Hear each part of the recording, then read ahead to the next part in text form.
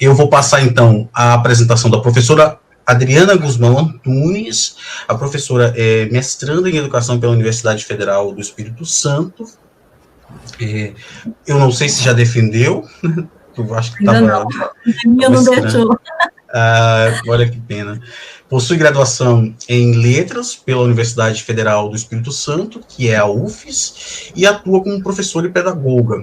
Atualmente, a professora Adriana coordena o setor de formação e coordenação de áreas na Secretaria Municipal de Educação da Prefeitura Municipal de São Mateus, Espírito Santo, onde também coordena o ensino de língua portuguesa da rede municipal.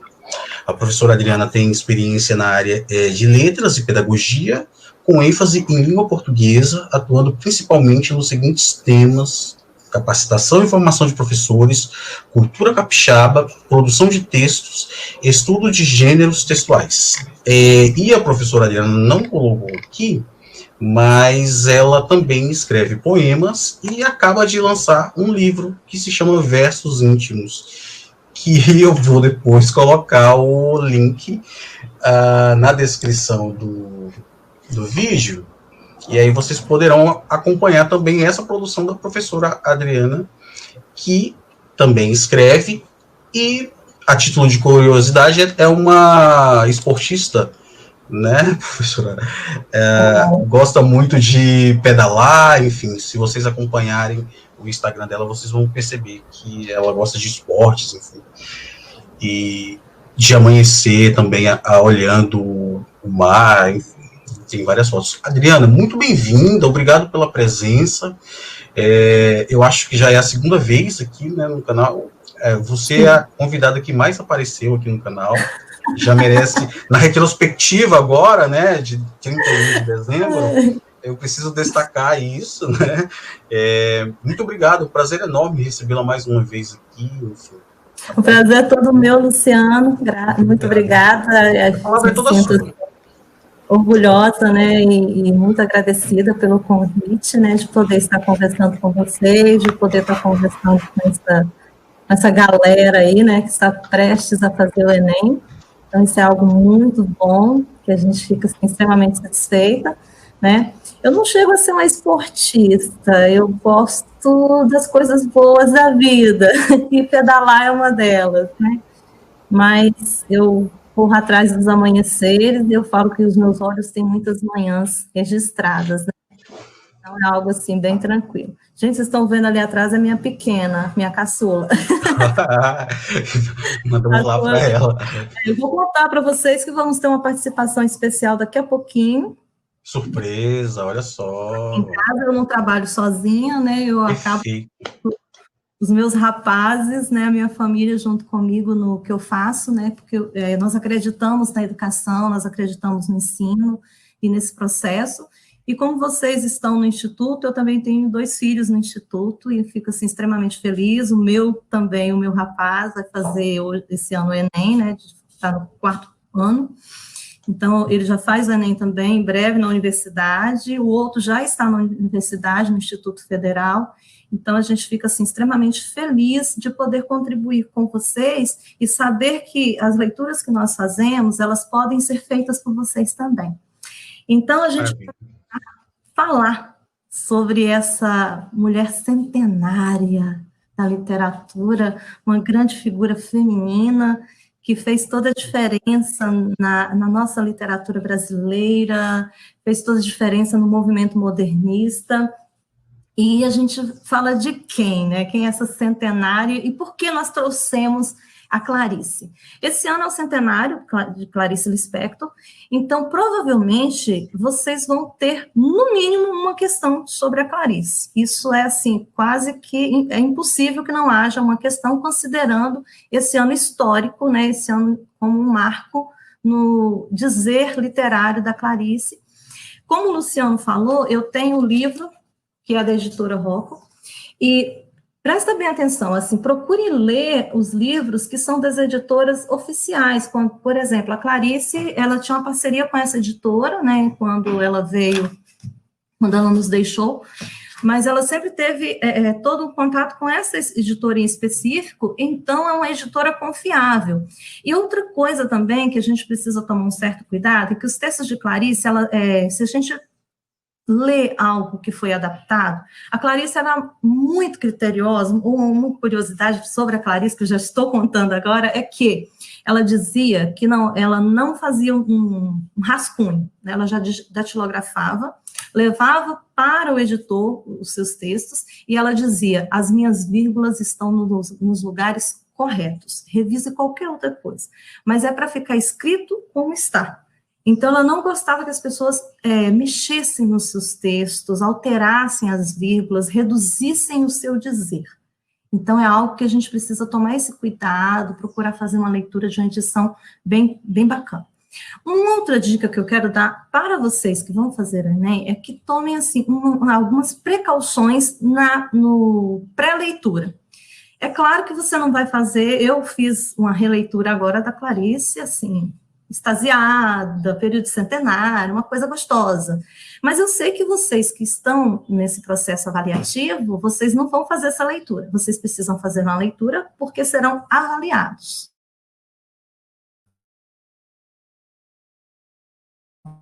Ok? Então, esse dado... Opa, voltamos, né? Ok. Tinha caído a conexão aqui para mim. Então, a gente precisa ter um certo cuidado com essa escolha da edição e também ter um certo cuidado pré-leitura. Que cuidado é esse? Se eu estou lendo para um processo avaliativo, eu preciso primeiro considerar em que tempo essa obra foi escrita, porque é uma obra, eu vou estudando, fazer uma prova. Então, em que tempo que ela foi escrita, a qual geração literária ela pertence, depois conhecer um pouco o autor, porque quando você for fazer a leitura da obra, você já está ambientado com o processo de dizer que está instituído nessa obra e nesse contexto social, cultural, literário, e todo esse processo de redigir o texto. Aí eu coloquei para vocês, né, Prof. Skilley apresenta A Hora da Estrela, Clarice Lispector, e antes de falar, da gente passar para o próximo slide, tem uma curiosidade aqui de São Mateus, para a gente contar para vocês sobre a Clarice Lispector, depois eu vou revelar a pessoa. Mas aqui em São Mateus, nós temos a pesquisadora, uma das pesquisadoras, assim, muito renomadas e consideradas na questão biográfica de Clarice, no que se trata ao dizer da obra A Hora da Estrela. Olha que bacana, é aqui de São Mateus, né?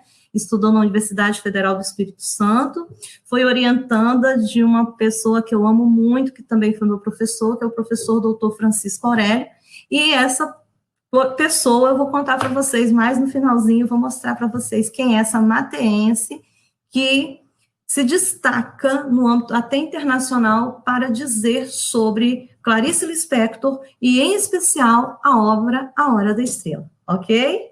Eu sei que vocês vão ficar curiosos, tá? Então, São Mateus tem muita coisa boa, gente. Como eu disse, né, no dia da apresentação do Prof. Skilley aqui, para vocês, da nossa equipe, São Mateus tem muitas curiosidades e está dentro do cenário literário nacional com muita contribuição para nós. Próximo, por favor.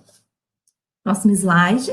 Então, a gente vai falar dessa geração. A Joana fez uma introdução ali, básica, né, sobre a geração de 40, sobre a primeira fase do modernismo, né, falou um pouco sobre a segunda, e nós estamos agora adentrando a terceira. Lembrando que foi dito que a primeira geração era aquela geração que estava buscando formas, que é ultranacionalista, era aquela geração cheia de ufanismo, né, aquela sensação de patriotismo, muito ofegante, né, e querendo fugir da forma, querendo fugir dos padrões, só que a terceira geração modernista, ela entra trazendo um diferencial. Nós trouxemos aí para vocês algumas dessas características dessa terceira geração aí. Pode ir para o próximo. E aí, antes de falar das características, quem são esses nomes que vão aparecer no cenário junto com a Clarice Lispector? Porque nós precisamos entender que quando a gente diz de uma geração, nós não dizemos de uma pessoa. Uma geração equivale a todo um grupo de escritores que adotaram um certo estilo no seu ato e no seu gesto e na sua transparência da escrita. Então, nós temos o João Cabral de Melo Neto, aí nós vamos ter, como vocês veem, a Clarice, nós vamos ter Guimarães Rosa, gente, Guimarães é contemporâneo de Clarice, olha que bacana. Nós vamos ter quem, né, o queridíssimo Ariano Suassuna, nós vamos ter também a Lígia Fagundes Telles, né, são alguns nomes que eu trouxe mais assim na prosa para a gente conversar um pouco, só para dizer para vocês. Próximo slide aí, que a gente não vai, no nosso objetivo, né, tá trabalhando toda a geração. Quais são essas características da geração? Por que eu preciso entender? Eu vou encontrar essas características presentes no dizer e no fazer, no escrever, no que está posto para nós na obra da Clarice. Nós vamos ver a questão do academicismo, o passatismo e retorno ao passado, né, que é essa volta, esse pensamento, esse retrocesso, né, volta à questão do regionalismo, a oposição à liberdade formal, porque agora eles já voltam novamente à forma, à preocupação, né, nós vamos ter as experimentações artísticas, nós vamos ter a questão do realismo, que são, não é um realismo, é um realismo fantástico, é aquele realismo que vai para além da própria existência naquele momento, é com um mergulho na obra literária. Depois nós vamos ter também o retorno à forma poética, que aí vai tornar a valorizar a métrica, a rima.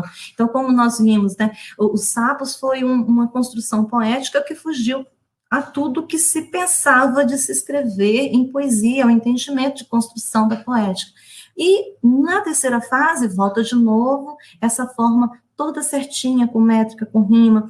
Nós vamos ter a influência desse parnasianismo e do simbolismo, nós vamos ter as inovações linguísticas e a metalinguagem. Gente, Guimarães vai trabalhar muito isso, o Ariano, né, algo assim fantástico, esse dizer mais simples do povo, do sertanejo, vai adentrar o Brasil, trazendo as vozes e como essas vozes são pronunciadas no cenário nacional.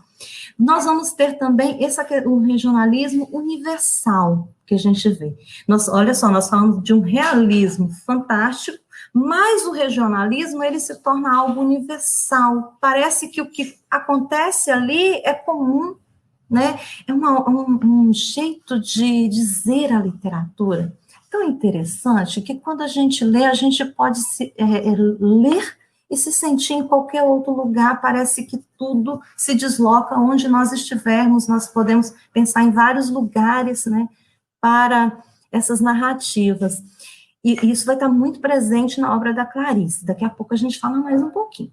A temática social e humana, né, vai ser trabalhada. Nós vamos ver também o trabalho com a linguagem mais objetiva, as frases, alguns períodos curtos, né, então nós vamos ter, essas são as principais. Próximo slide aí, por favor. Nós já vamos falar agora da Clarice.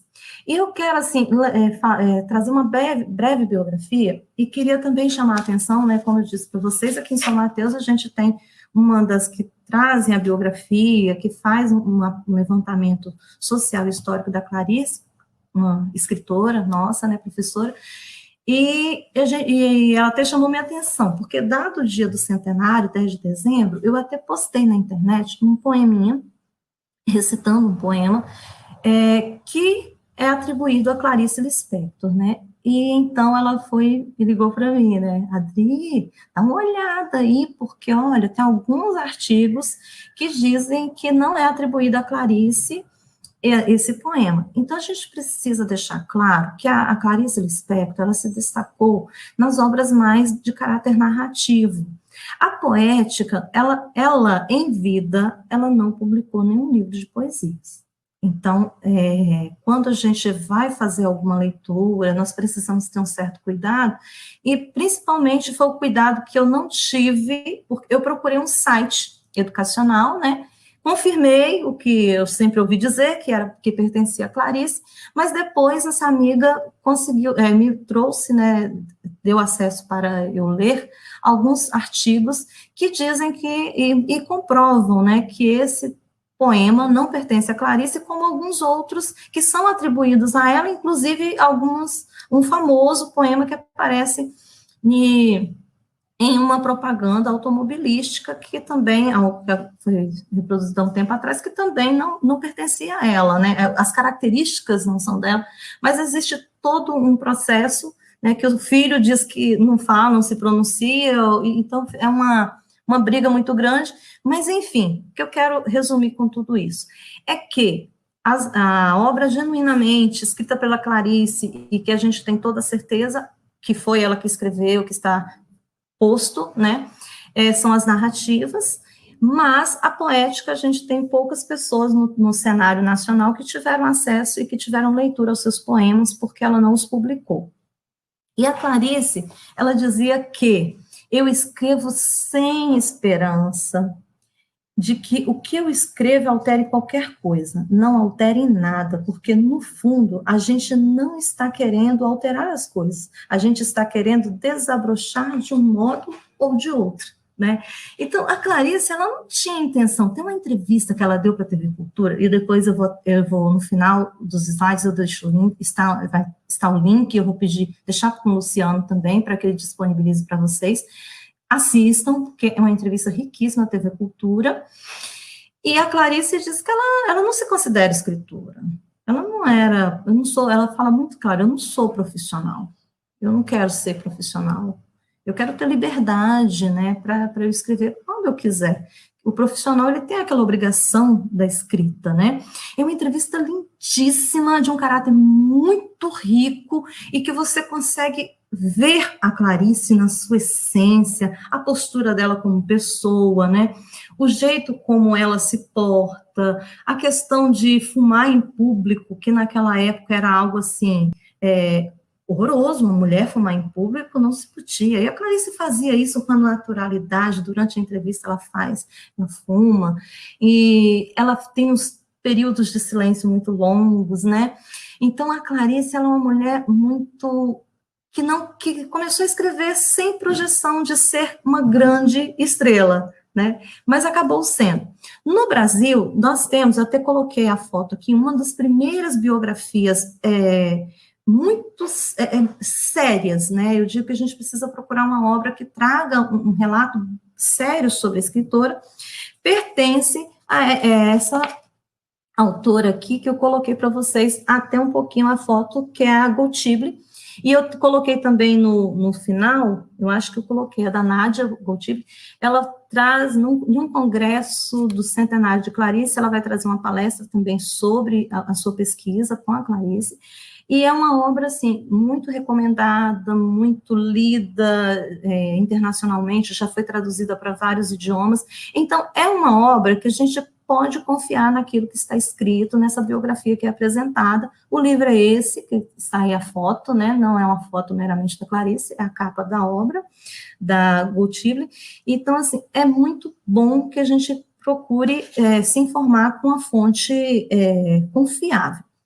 Em contrapartida, pode ir para o próximo slide, nós temos algumas informações, e eu trouxe para vocês um trechinho do livro, né, que fala sobre essa biografia da Clarice, o Viajar, né, é um dos trechos. Então ele traz, vem titulado, o subtítulo, né, o título, na verdade, original é Biografia de Clarice Lispector, e esse capítulo em si, ele se chama Viajar, Dissimular, Pulsar para uma biografia de Clarice Lispector. E aí tem: biografar Clarice é acompanhá-la no seu movimento constante de deslocar-se desde a aldeia quase perdida no mapa onde nasceu, na Ucrânia, até o Brasil. E aí a gente pode perceber que lá na Ucrânia, hoje, tem várias menções a Clarice. Durante esse seminário que aconteceu esses dias, há poucos dias, né, no centenário, acho que foi justamente no dia 10, né, no dia do centenário, apareceu o embaixador da Ucrânia, toda aquela questão, mas a Clarice, na verdade, ela em si, ela só dizia assim: naquela terra eu só nasci, Com 2 meses de idade, a Clarice veio, né, saiu fugida com sua família para o Brasil. E aí, uma outra curiosidade que a gente precisa também estar atento, né, eu falo, que assim, a gente acaba, né, os meus filhos fazem ensino médio. Luciana, não sei se você trabalha com esse livro, tá?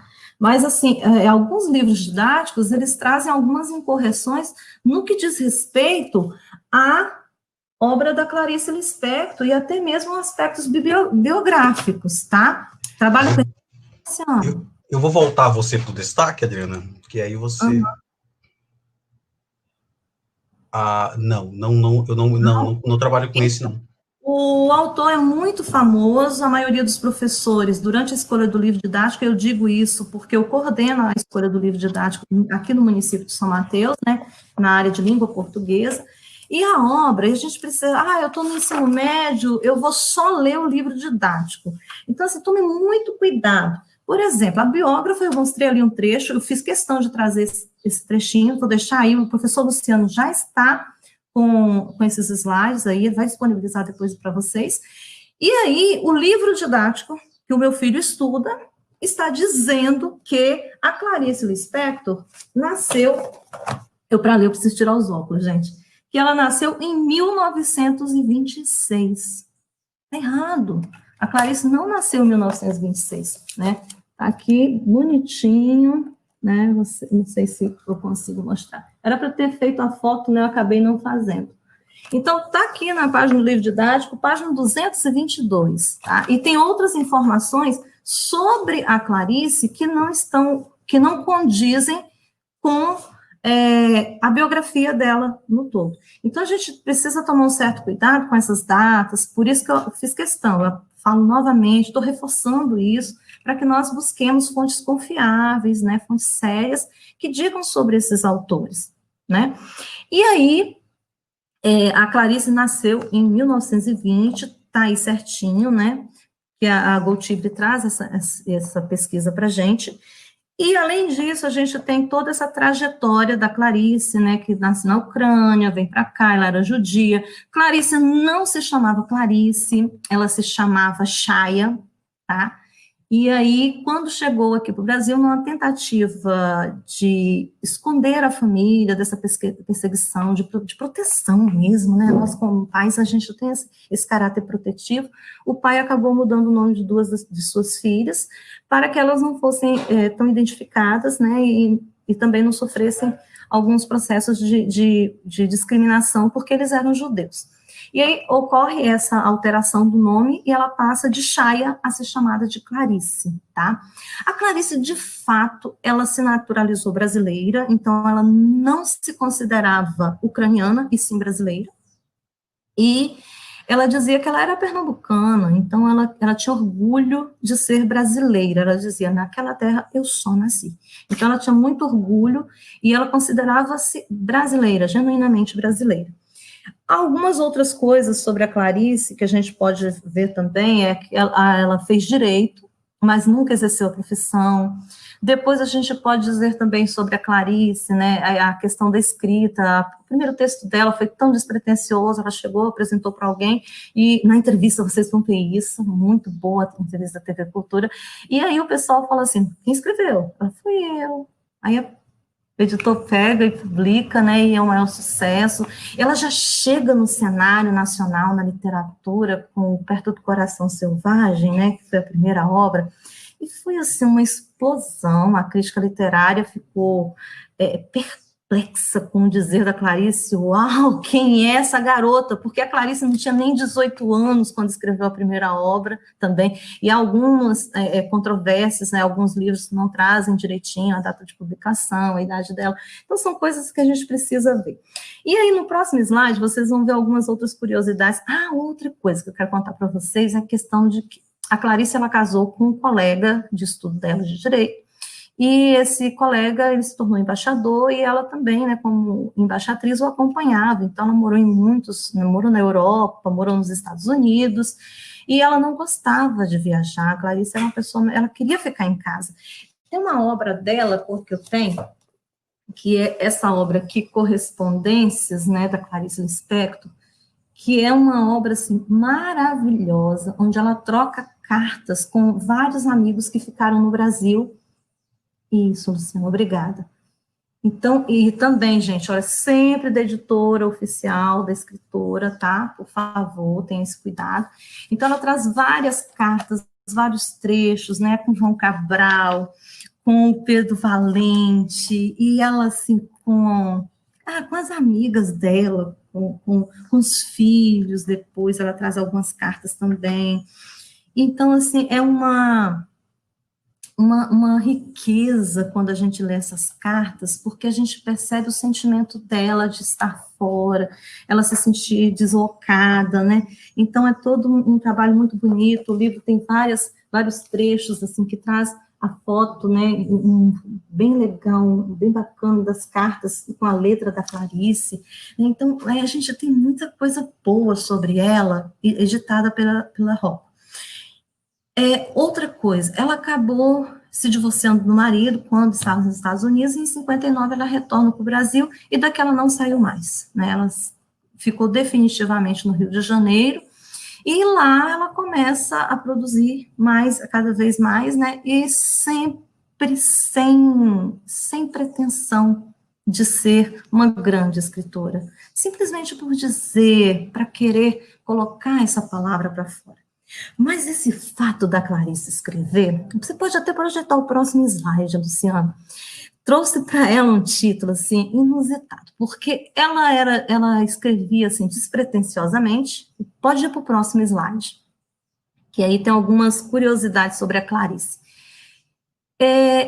Então, o pessoal chamava a Clarice de a grande bruxa da literatura brasileira. Gente, e a Clarice, ela era muito mística, ela como judia, né, e as pessoas às vezes acham que os judeus não têm o misticismo, não são místicos, né, por eles serem monoteístas, que eles não têm um misticismo. Mas não é fato, né, o povo judeu, ele tem todo um ritual, ele tem toda uma mística, eles creem nas coisas, no sobrenatural, eles creem em fantasmas, eles creem em visões, então eles têm todo um aparato místico bem bacana que eles acreditam, né? É tanto que se vocês leem os livros apócrifos da Bíblia Sagrada, vocês vão ver várias superstições judaicas presentes nos apócrifos. Por isso, né, as igrejas evangélicas protestantes, elas não adotam os livros apócrifos, porque tem, inclusive, simpatias que os judeus faziam, né, para conseguir curar algumas coisas, né, não vou adentrar aí nesse mérito, mas a Clarice herdou isso da sua descendência judaica, então ela era mística, ela acreditava nessa questão mística, ela tinha as suas simpatias, ela tinha os seus segredos, né, e inclusive quando ela escrevia, ela teve uma coluna social que ficou muito falada, que é uma coluna que ela escrevia especificamente para as mulheres. E aí, a Clarice, ela encantava. Ela não queria ser uma grande escritora, mas quem lia Clarice não conseguia deixar de ser seu leitor, né? Então, eles chamavam a Clarice da bruxa, a grande bruxa da literatura brasileira. Alguns diziam que ela era famosa porque ela tinha feito feitiço, ela tinha feito a mandinga. Outros diziam que ela era uma grande bruxa porque ela tinha uma cara fechada, meio sisuda, mas ela era muito séria. Outra coisa também, assim, muito importante sobre a Clarice, que ela falava ela parecia que as pessoas achavam que era porque ela morou muito tempo fora, ou que ela tivesse, por ser estrangeira naturalizada, que ela tivesse uma dicção diferenciada por conta disso, mas nos dizem, né, os biógrafos, que autorizados, que a Clarice tinha a língua presa e sempre teve medo de fazer a cirurgia, então por isso que ela falava, né, a fala dela sempre era meio presa. Então ela tinha vergonha, às vezes, de falar em público, ela era muito reservada, e uma outra coisa da Clarice, que depois que ela se separou, ela teve uma grande paixão, que foi pelo escritor Lúcio Cardoso, só que foi uma paixão que não prosseguiu, porque o Lúcio, ele se declarou, né, homossexual. Olha só, uma mulher divorciada na década de 40, né, depois se apaixona por um moço, e ele também se declarou homossexual. Olha só que coisas na vida de Clarice, né, que faz assim, né, todo mundo fica espantado. Então, são situações diferentes, curiosas, né? E um episódio muito marcante que vai mudar totalmente a questão dessa liberdade que a Clarice sempre expressou de ter, de falar e de ser, é que houve um incêndio em seu apartamento, ocasionado justamente pelo hábito dela de fumar. Então, uma ponta de cigarro acaba causando um grande incêndio no apartamento. A Clarice sofre queimaduras gravíssimas, ficou muitos meses hospitalizada, e vocês podem ver essa entrevista que eu digo para vocês da TV Cultura, e os outros vídeos, documentários que digam sobre isso, a gente percebe a imobilidade quase imóvel, né, do braço direito dela. E depois desse incêndio, a Clarice nunca teve mais essa liberdade total, porque ela passou a ter muitas dificuldades para datilografar. E aí ela pedia ajuda a uma amiga, né, ela tinha uma amiga em particular, que ela solicitava essa amiga que datilografasse os seus textos. E ela quase perdeu a mão por conta desse incêndio, né?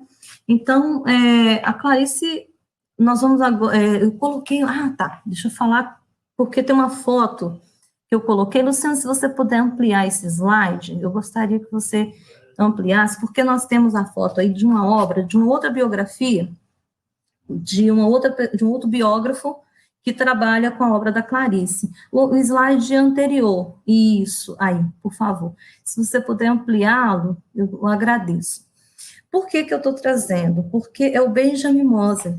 Ele é americano e ele estuda a obra de Clarice. E por que você está trazendo isso aí, Adriana? Porque, às vezes, a gente costuma valorizar muito o estrangeiro e não valorizar aquilo que a gente tem, aqueles pesquisadores que são do nosso país e que trabalham com muita seriedade. E o crítico literário, o Benjamin Abdallah Jr., ele tem um artigo que ele faz uma comparação com o livro do Benjamin Moser, que é Clarice, vírgula, e Clarice, uma vida que se conta, da Nadia Godib. E aí ele mostra, né, e ele comprova para a gente, traz todo um texto. O Benjamin é um crítico literário maravilhoso, a Abdallah, né, que o pessoal costuma chamá-lo.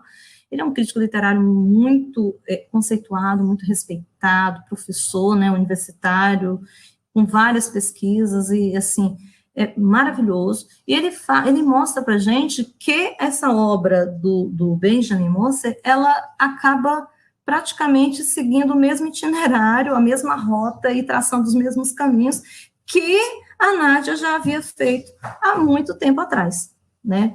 Então, é uma coisa assim que a gente precisa ficar de olho com relação a isso aí, para valorizar o que a gente tem, né, os nossos biógrafos nacionais, e respeitá-los, tá? Porque a gente fica achando que o estrangeiro é o bom. Não, nós temos excelência na nossa nação, tá? Então, a gente precisa trazer isso aí para vocês, porque há algumas entrevistas aí disponíveis que ele vai estar falando coisas que a Nádia já fala sobre a Clarice.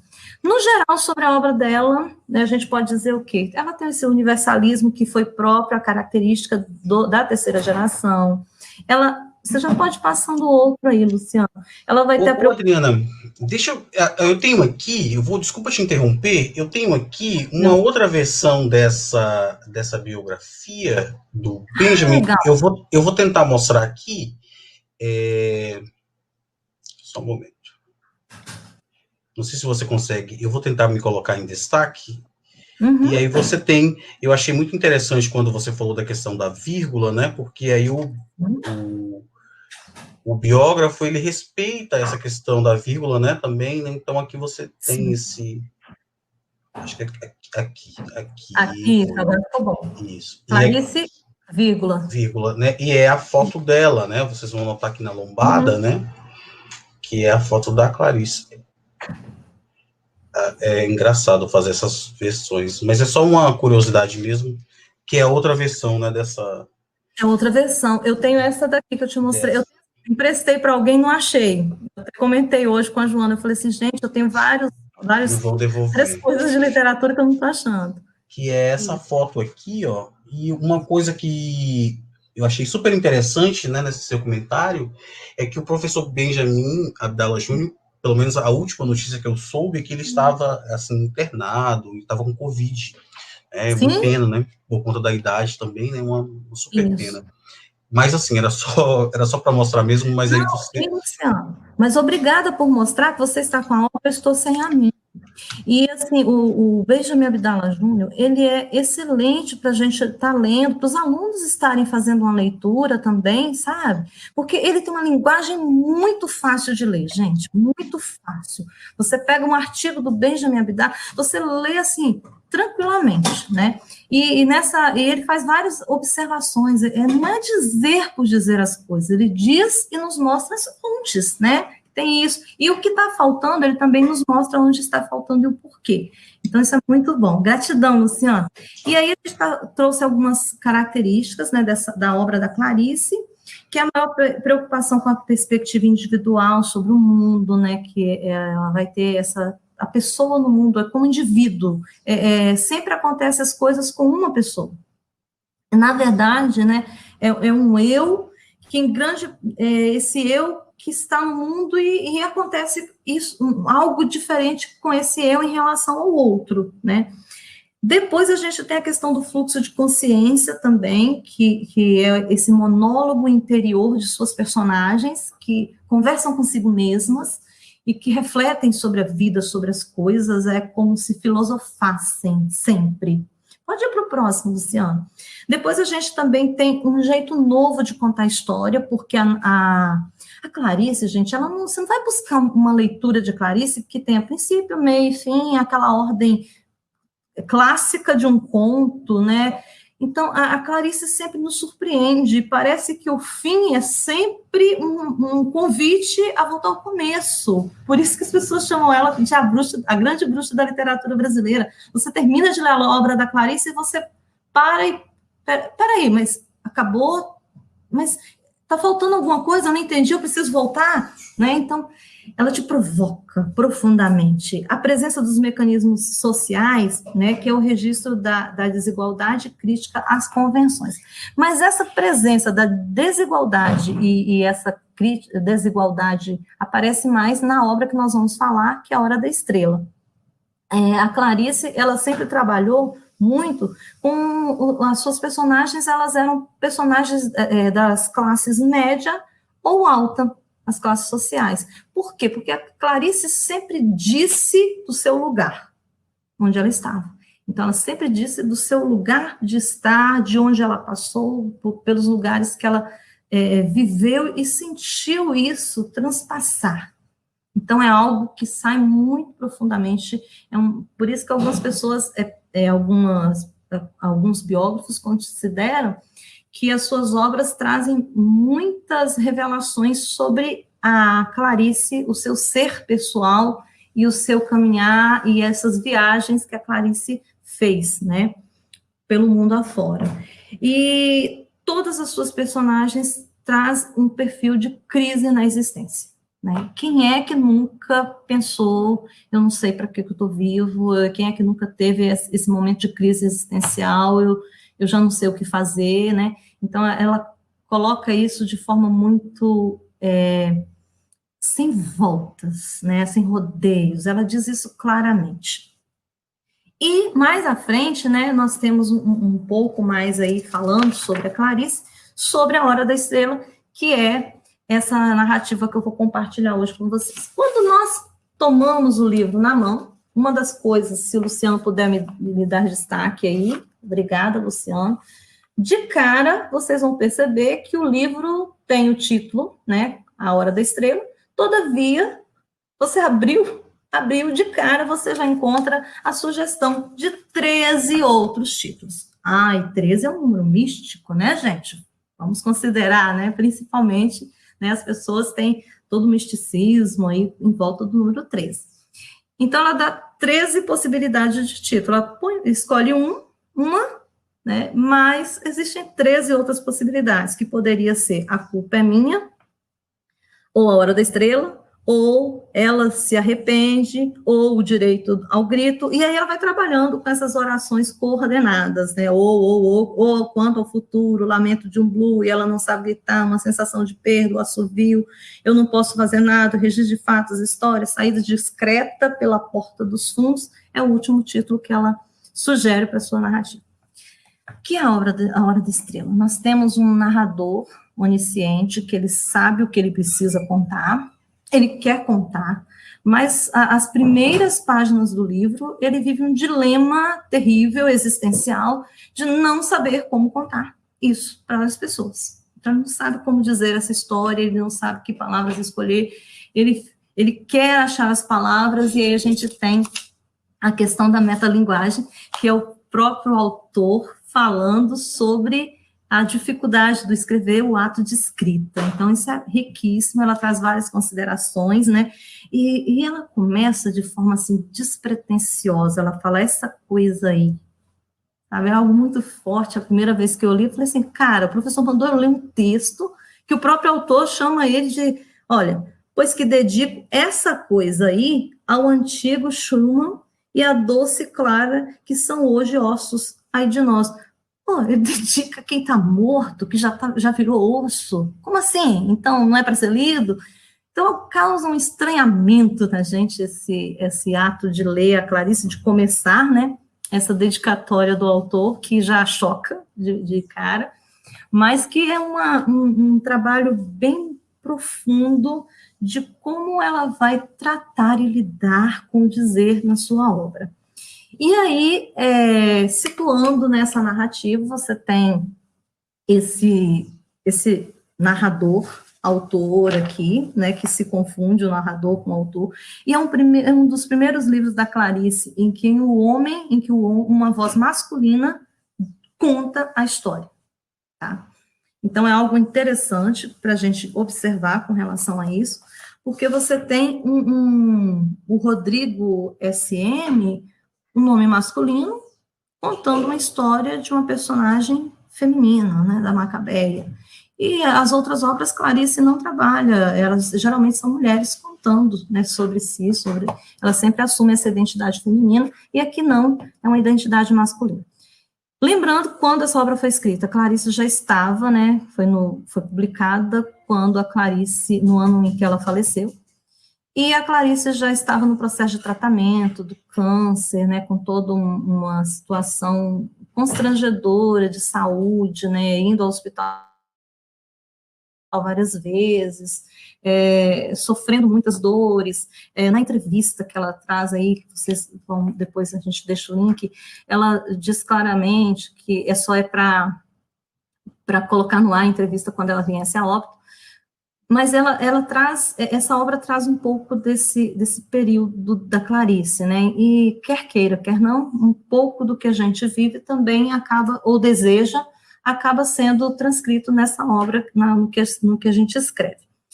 Então, esse Rodrigo, ele vai contar a história dessa Macabeia, dessa personagem, dessa mulher, que é uma nordestina, e ela é a protagonista da história, só que ela é tão sem graça, tão sem cor, ela é um ser que parece inexistir no mundo, parece que ela não ocupa espaço, parece que ninguém olha para ela, ninguém enxerga a Macabeia, ela é sempre sem graça, ela não tem vida, né?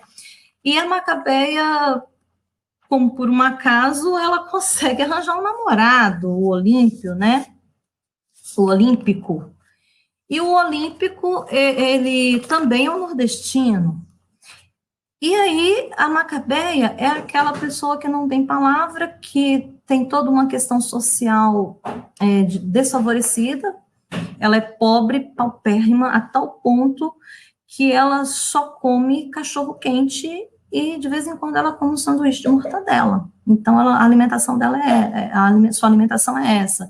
Ela vem para o Rio de Janeiro com a tia lhe ensina o ofício de datilógrafa, e ela passa a viver disso. Depois que a tia falece, ela é obrigada a alugar um quarto e morar com algumas amigas, que são 3 Marias, E essas Marias trabalham em uma loja de departamento, mas elas não se relacionam com a Macabeia, como se a Macabeia inexistisse, como se ela simplesmente fosse uma coisa ocupando um espaço naquele quarto. Não há uma interação dela com essas amigas, né?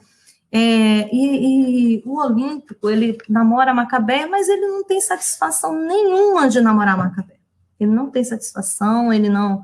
tem um trecho que ele diz que a Macabeia é como cabelo em sopa, não dá nem vontade de comer. Olha para você ver a expressão, né? Você é como cabelo na sopa, não dá nem vontade de comer. Ou seja, eu estou namorando com você, mas eu não tenho nenhum desejo por você. Você é uma coisa, né? Como se... Mas o que nos surpreende é que a Macabeia, ela se sente tão inferior que ela não tem voz, ela não tem palavras, ela passa o dia ouvindo, o dia não, né? Porque o dia ela está trabalhando como datilógrafa, e quando ela chega em casa, ela gosta de ouvir a rádio relógio pontualmente, minuto a minuto, dizendo a hora, e trazendo algumas informações sobre curiosidades, né? A Rádio Relógio sempre traz curiosidades, ainda hoje, se vocês acessarem a Rádio Relógio, busca aí na internet, vocês vão encontrar, que a Rádio Relógio, ela traz isso aí. Mas o livro fala que ela tinha a força da raça, mas ela era um subproduto, né? Isso fica muito claro, quando a gente lê isso, na obra dá um estranhamento, ela é um subproduto, uma mulher subproduto, né? Uma imigrante que está fora, se desloca, que chega num lugar e que é uma coisa ali, né, que não tem sentido, como se não tivesse existência. O Olímpio também, ele é um operário, só que ele diz que ele não é operário, ele é metalúrgico. A Macabeia tem um quê de inexistência, o Olímpio tem um quê de grandeza, de querer ser o cara, de querer ser político, ele até fala de querer ser senador no livro, gente, é muito engraçado esse diálogo deles, quando ele fala que ele quer ser senador. E a Macabeia pergunta para ele, mas a mulher de senador também tem os mesmos direitos, tem o mesmo regalo que um senador, porque ela acha interessante, né? E o Olímpico acha que falando que o que ele diz, que ele fala difícil, então tem todo um jogo que é muito engraçado. Eu vou convidar o meu rapaz, que é o Gabriel, que ele vai me ajudar a ler para vocês entenderem essa questão desse diálogo, né, sem nexo entre ela, como era esse namoro e como era essa fala do Olímpico com a Macabeia. Nós vamos ler um trechinho do livro aqui com vocês. Deixa eu chegar um pouquinho para cá, Gabriel vai sentar aqui comigo. Luciano, tem esse trecho aí, né, depois, né, se vocês quiserem também disponibilizar. Ok, ok, tá dando para ver nós dois? Gente, tranquilo. Esse é o meu primogênito. E boa tarde. E a gente gosta de ler junto um pouquinho também, tá? Então, nós vamos fazer essa leitura rapidinho aqui para vocês, desse trechinho, e diz assim, é uma parte do livro que eu acho muito interessante sobre a linguagem, o dizer entre eles, né? Enfim, o que fosse acontecer, aconteceria. E, por enquanto, nascia, acontecia. Os dois não sabiam inventar acontecimentos. Sentavam-se no que é de graça, que é o banco da praça pública, e ali, acomodados, nada os distinguia do resto do nada, para a grande glória de Deus. Pois é. Pois é o quê? Eu só disse pois é. Mas, pois é o quê? Melhor mudar de conversa. Você não me entende. Entendeu o quê? Santa Virgem, Macabeia, vamos mudar de assunto e já. Fala então de quê? Fala então de quê? Por exemplo, de você. Eu? Por que esse espanto? Você não é gente? Gente fala de gente. Desculpa, mas não acho que sou muita gente. Mas todo mundo é gente. Meu Deus. É que não me habituo. Não se habituou com o quê? Ah, não sei explicar. Então? Então o quê? Olha, eu vou embora porque você é impossível. É que eu só sei ser impossível, não sei ser outra coisa. O que é que eu faço para conseguir ser possível? Pare de falar, você só diz besteira. Diga o que é do teu agrado. Acho que não sei dizer. Não sabe o quê? Hein? Olha, até estou suspirando de agonia. Vamos não falar em nada, está bem? Sim, está bem, como você quiser. Você não tem solução. Quanto a mim, de tanto me chamarem, eu virei eu. No sertão da Paraíba, não há quem não saiba quem é olímpico. E um dia o mundo todo vai saber de mim. Obrigada, gente. Está na página aí 58 e 59, ok? Obrigada, Gabriel. Obrigada aí pelo tempinho aí. Obrigado, Gabriel. Que presença, que participação incrível, viu? Obrigado.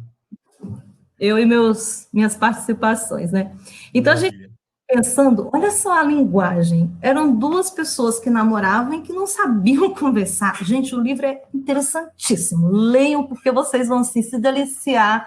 A gente ri da situação e depois a gente se angustia de pensar assim, meu Deus, eles não tinham assunto. E são vários outros trechos assim, muito interessantes, muitos diálogos. E todas essas falas são intensas como essas que a gente tem aqui. O Olímpico com esse ar de grandeza diante de Macabeia, mas todos dois, né, eles são pessoas que socialmente eles estão menosprezados, eles estão à margem e não se sentem, e não sente isso. E isso dá uma angústia na gente quando você vê a obra, parece que dá vontade da gente sacudir Macabeia e dizer assim, acorda, e dizer para o Olímpio assim, cara, tu não é metalúrgico, você é operário, acorda, né? Se põe no lugar. E a Macabeia tem uma amiga, gente, uma amiga da onça, né? Como diz o ditado. E tem muitos ditados nessa obra, vocês vão achar muitas expressões populares. E essa amiga da onça se chama Glória. E a Glória precisa arranjar um namorado e tal, e vai numa cartomante. E a cartomante incentiva a Glória a roubar o namorado de uma amiga. E que namorado, de que amiga que ela resolve roubar? A única coisa que Macabeia tinha era o Olímpico. E a Glória rouba o Olímpico da Macabeia. É muito triste, porque a gente fica assim, gente, com muita desgraça para um dia só. E a palavra é essa mesmo, não estou xingando não, tá, gente? É no sentido literal da palavra. É muita coisa ruim acontecendo para uma pessoa de uma vez só, e a gente fica assim, meu Deus. E a Glória falsamente, muito falsa, aconselha a Macabeia a procurar também essa cartomante. E a Clarice, ela foi realmente uma cartomante para ela se inspirar e escrever essa entrevista que a Glória e a Macabeia teve com essa cartomante. E é interessante que quando a Macabeia chega, né, diante dessa cartomante, e a Clarice traz um ponto maravilhoso nessa obra, que quase ninguém diz, mas é a questão do homossexualismo feminino, porque a cartomante se insinua para a Macabeia, né, e ela fala com Macabeia, que Macabeia eu tenho um trechinho aqui, que ela fala com Macabeia, carinho de mulher é muito bom mesmo, eu até lhe aconselho, porque você é delicada demais para suportar a brutalidade dos homens, e se você conseguir uma mulher, vai ver como é gostoso entre mulheres o carinho, e é muito mais fino, você tem chance de ter uma mulher, e ela vai e diz, não senhora, né, e aí ela vai e acaba falando para a mulher, que ela também não gosta de palavra feia, né, não é que ela fala, né? A mulher que pergunta, ela simplesmente responde, e então a cartomante percebe como a Macabeia é simples, é pura. A Macabeia é uma garota virgem, ingênua, inocente, que não tem noção do nada. Só que essa cartomante diz para Macabeia que ela vai ter um final, que a vida dela vai ser muito boa, que ela vai acontecer algo muito bom na vida dela, que ela vai ser uma estrela de cinema, e que ela, né, ela vem fininha, e ela vai com todo carinho, né, ela tem grandes notícias para te dar, preste atenção, minha flor, porque é da maior importância o que eu vou lhe dizer, é uma coisa muito séria, muito alegre, sua vida vai mudar completamente, olha só como ela vai convencendo a coitada da Macabeia, gente, e digo mais, vai mudar a partir do momento que você sair da minha casa, você vai se sentir outra. Fique sabendo, minha florzinha, que até o namorado vai voltar e propor casamento. Ele está arrependido. O seu chefe vai lhe avisar que pensou melhor, que não vai mais me despedir. E ela faz um monte de previsões para Macabeia. A Macabeia sai dessa... E tem várias. Gente, vocês têm que ler. Não vou ler tudo não, né? Senão vocês não vão ler a obra, pelo amor de Deus. Então, a Macabeia sai de lá em êxtase, né? Se achando, nossa, vai acontecer algo maravilhoso. E quando ela pisa a calçada, atravessando, o que acontece? Eu vou ter que contar ao final, porque aqui a gente não está no Profis que Leem, e eu preciso dizer a vocês, para justificar o título da obra. A Macabeia acaba sendo atropelada por uma Mercedes. Qual é o símbolo da Mercedes? A estrela. É um carro maravilhoso, um carro de estrela, que atropela, e a coitada da Macabeia começa a sangrar, né, começa a delirar, e ela começa a ser notada pela primeira vez na vida. A descrição dessa cena é algo assim, que eleva a gente. Você começa a entrar e a sentir o que a Macabeia sentia. É algo muito intenso esse dizer da Clarice, dessa moça no chão, dessa moça quase morrendo, as pessoas perguntando, vai morrer, não vai morrer, vai, não vai? Então, pela primeira vez, Macabeia é notada, todo mundo está olhando para ela, todo mundo está vendo, está se preocupando com ela, só que ninguém parece que faz nada, e aí ela vai vendo a morte, né, e ela vai se entregando vagarosamente nesses espaços de silêncio, como eu estou fazendo ao falar aqui com vocês. Porque a obra de Clarice, ela não é feita apenas de voz que se preenche, mas os silêncios da personagem, eles dizem muito. E faz a gente pensar que não é uma mortezinha qualquer, é um humano, né? E é uma Macabeia que está ali morrendo, é alguém que existia, que realmente parecia que não era nada, mas é alguém que estava ali, né? E aí uma coisa acontece muito graciosa, morta, os sinos badalam, mas sem que os seus bronzes lhes dessem som. Agora entenda essa história, é a voz do narrador que diz, ela é minha iminência, que há nos sinos que quase badalam a grandeza de cada um. Silêncio. E aí, o próprio narrador, ele passa a pensar, meu Deus, só agora me lembrei que a gente morre. Mas eu também? E aí a gente termina nesse silêncio tão profundo e termina com um sim. A gente também morre. Então é essa a obra, A Hora da Estrela, né, da Clarice Lispector. Espero que eu incentive vocês a lerem, porque o meu dizer é tão pequeno dentro da intensidade da fala da autora, que vocês precisam, merecem, devem ler com muito carinho, não apenas pelo centenário, mas pela maravilhosa grandeza do discurso que essa autora traz.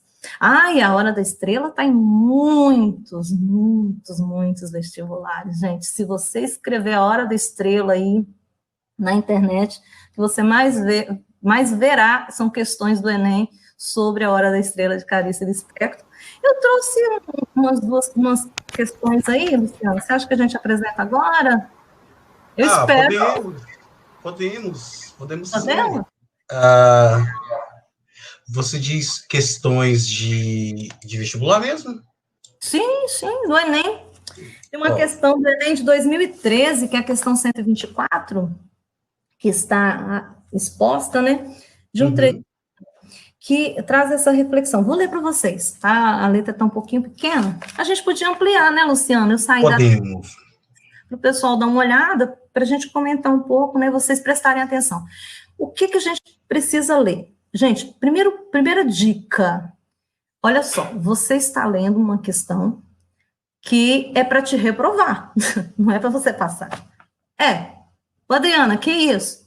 Gente, eu não estou mentindo, vestibular, Enem, é seleção, ele está querendo saber o que você aprendeu, e às vezes você fica nervoso, né, e você lê de qualquer jeito. Então, uma dica que eu deixo para vocês é assim, leia com atenção, comece a trazer à memória a obra que está sendo solicitada. Se você não lembra sobre a obra, lembra a que geração esse autor pertence, lembra sobre alguma outra obra dele e começa a ativar o seu subconsciente, os seus saberes sobre esse autor. Então, você parte para a leitura. Ok, o que eu vou fazer? Questão 124, né, de 2013. Primeira coisa que eu vou pensar, né, você deu aquela olhada, é Hora da Estrela de Clarice Lispector. Cara, lembrei da Adriana, né, e o Luciano levou a Adriana lá no Assunta. Aí você lembra da voz da Adriana, você lembra que eu trouxe o Gabriel aqui, olha, são imagens que vai reconstituindo cenas, né? Talvez não seja, né, sobre a Hora da Estrela, mas vai ser sobre Clarice. Eu lembro que a Adriana falou alguma coisa sobre os biógrafos da Clarice, eu lembro que ela falou que era da terceira geração, essa terceira geração já volta de novo com os poemas, com as escritas mais certinhas, mas ela também é cheia de fantasias, então você vai trazendo à memória as coisas que já estudou, ok? E então você parte para a leitura da questão. Vamos à leitura dessa questão. Tudo no mundo começou com um sim. Uma molécula disse sim a outra molécula e nasceu a vida. Mas antes da pré-história, havia a pré-história da pré-história e havia ou nunca havia o sim. Sempre houve. Não sei o que, mas sei que o universo jamais começou. Enquanto eu tiver perguntas e não houver respostas, eu continuarei a escrever. Como começar pelo início se as coisas acontecem antes de acontecer? Se antes da pré-história já havia os monstros apocalípticos. Se esta história não existe, passará a existir. Pensar é um ato, sentir é um fato. Os dois juntos sou eu que escrevo e que estou escrevendo. Felicidade? Nunca vi palavra mais doida, inventada pelas nordestinas que andam por aí aos montes. Como eu irei dizer agora, essa história será o resultado de uma visão gradual. Há 2 anos e meio, venho aos poucos descobrindo os porquês. É visão da imanência de quê? Quem sabe se mais tarde saberei. Como eu estou escrevendo na hora, mesmo em que sou lido, só não inicio pelo fim que justificaria o começo, como a morte parece dizer sobre a vida, porque preciso registrar os fatos antecedentes. Clarice Lispector, Hora da Estrela, Rio de Janeiro. Tente ler sentindo o que o autor diz. É uma outra dica. Você precisa entender o que ele diz para você responder, ok? E aí vem a pergunta, no próximo slide, que vem a questão. A elaboração de uma voz narrativa peculiar acompanha a trajetória literária de Clarice Lispector, culminada com a obra A Hora da Estrela em 1977, ano da morte da escritora. Nesse fragmento, nota-se essa peculiaridade porque o narrador... Peculiaridade? Não entendi. Olha, volta de novo no início. A elaboração de uma voz narrativa peculiar. Qual é a peculiaridade? Uma voz narrativa, ok? Você precisa achar o ponto-chave da sua questão. Então, vamos lá. Observe os acontecimentos nesse fragmento. Qual é essa peculiaridade? Qual é essa voz narrativa, né? Então, você observa os acontecimentos que narra sobre uma ótica distante, sendo indiferente aos fatos e às personagens. Relata a história sem ter tido a preocupação de investigar os motivos que levaram aos eventos que a acompanham. Revela-se um sujeito que reflete sobre questões existenciais e sobre a construção do discurso. Admite a dificuldade de escrever uma história em razão da complexidade para escolher as palavras exatas, ou propõe-se a discutir questões de natureza filosóficas, metafísicas, incomuns na narrativa de ficção. Qual é a resposta correta? Né?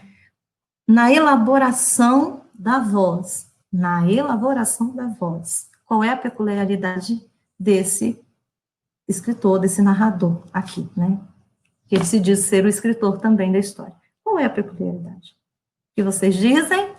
Alguém quer arriscar responder no chat?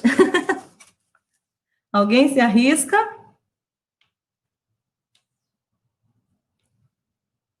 Não? E a gente faz? Ninguém tentou aí, não, Luciano? Deixa eu ver aqui se alguém tentou. Estou perguntando aqui, esperando uma resposta, né?